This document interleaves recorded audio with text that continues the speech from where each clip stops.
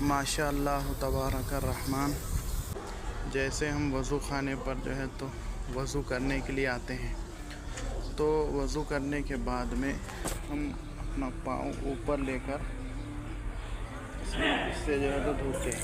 चेहरा और हाथ तो धो सकते हैं, लेकिन पाँव का ऊपर लेना मुश्किल हो जाता है। लेकिन सऊदी हुकूमत ने एक नया सिस्टम, यहाँ पर देखो एक बटन है, ये बटन जो है दबाएंगे तो यहाँ पर नीचे जो है तो आपका पैर धोने के लिए पानी आ जाएगा। यहाँ पर ये देख रहे हैं आप, ये जो है तो माशाल्लाह नया चालू किया था इसमें।